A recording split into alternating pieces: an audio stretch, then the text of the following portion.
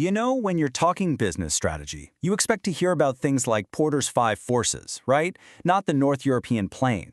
So why on earth would a top business school professor assign a book like Tim Marshall's Prisoners of Geography? Well, it's because for today's leaders, understanding the map has become every bit as critical as understanding the market. We hear it all the time, don't we? We're living in a global village, a borderless world. And look, that idea, it's baked right into our business models, our supply chains, our whole way of thinking. But this is what the professor argues. That's a really dangerous illusion.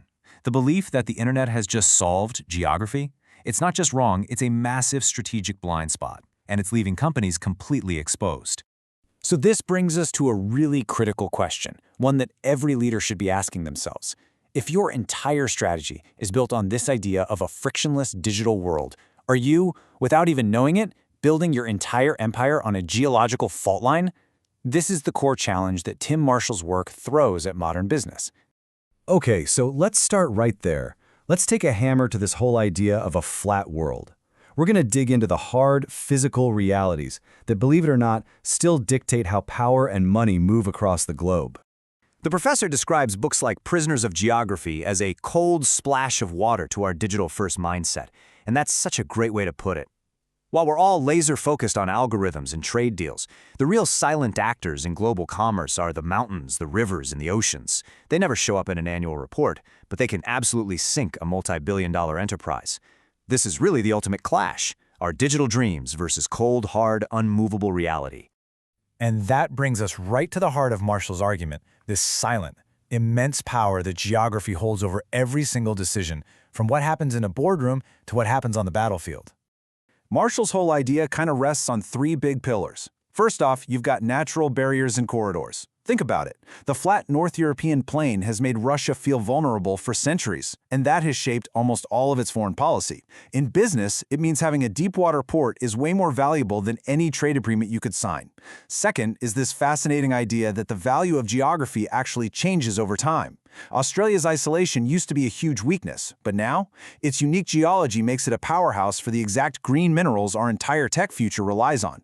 And finally, the geopolitics of resources. This one's simple but so powerful. The plain fact of where oil or lithium is buried in the ground creates this intense gravity well that just pulls corporate strategy and global politics right into its orbit. Now, there's a fancy academic term for all this: geopolitical realism. It's basically a way of looking at the world that strips away all the ideology and just argues that, when you get down to it, global politics are driven by the hard realities of the physical world and the constant, relentless fight for its resources. But hold on, Marshall's view isn't the whole story. And like any good professor would tell you, we have to look at this with a critical eye. So where does this whole geography is destiny argument start to break down? So here's where we see the real tension in this idea. On the one hand, its greatest strength is that it's a powerful dose of realism.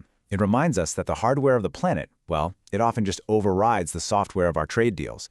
But that leads to its biggest potential weakness, the trap of geographic determinism, this very risky idea that a country's fate is completely sealed just because of where it is on the map.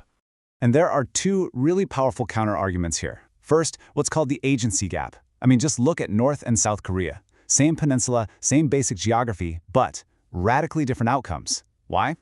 Well, it's human systems, it's governance, it's culture, it's institutions. It proves geography isn't the only thing that matters. And second, there's the tech offset.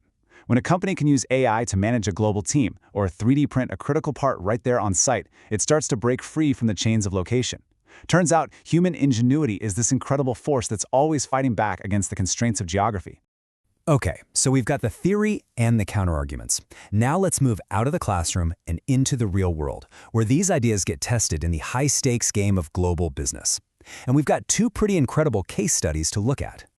You see, for some companies, geography isn't just a factor in their strategy. It is the strategy. It's the whole chessboard.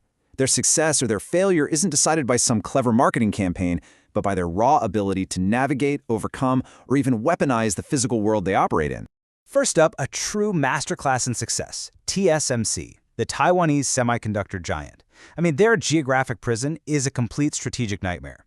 They're on a seismically active island in one of the most contested regions in the entire world. But their pivot? absolute genius. They strategically made themselves so utterly essential to the global supply chain, powering our phones, our cars, our computers, that their survival became a global economic necessity. They literally transformed a physical liability into a powerful technological geography, creating what's now called a silicon shield that's more effective than any army could be. Okay, now let's look at the flip side, a cautionary tale of what happens when geography gets ignored. The mining giant Rio Tinto has the rights to the seminal deposit in Guinea. It's the world's best source of untapped iron ore, a dream asset, right? But the geographic trap is brutal. The ore is stuck in a remote, mountainous region that requires a 650-kilometer railway through incredibly difficult and politically fraught territory.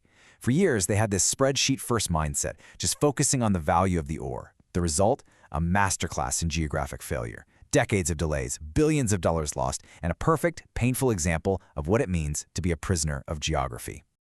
All right, so we've seen the huge wins and the massive failures. How do you actually apply these powerful insights and avoid falling into the same traps?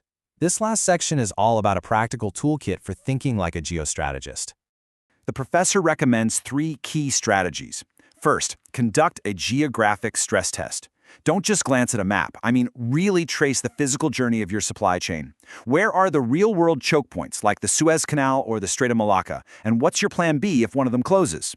Second, identify the pivot states. These are countries like Turkey or Vietnam whose location makes them a critical bridge or a buffer between major powers. They are high risk but also high reward, and you need a special strategy for them. And third, you have to learn to think in geologic time. Business plans in quarters, geography operates in centuries. So if you're building a factory in a region that's been a conflict zone for 500 years, you probably shouldn't bet the entire company on the last 30 years of peace. And this brings us to what might be the professor's most powerful takeaway. You've probably heard the saying, the map is not the territory, which means, a model of reality isn't reality itself. But the professor adds this vital piece. The map may not be the territory, but it is the floor. It's the non-negotiable foundation on which everything else, your business, your strategy, your entire future, is built. Ultimately, what a book like this forces us to confront is a very simple truth. For all of our incredible technology, we are still physical beings living on a very physical rock. The leaders who are going to win in the coming decades won't just be fluent in code or finance. They'll be the ones who master this dual reality, the ones who can navigate both the digital cloud and the solid ground with equal skill. And so I'll leave you with this final, really challenging question. If a major shipping lane closes tomorrow, if a border dispute suddenly flares up, or a critical river runs dry, just a 10% shift in the stability of the map, does your business model hold up, or does it all crumble, revealing that you were a prisoner all along, a prisoner of a geography you just never took the time to understand?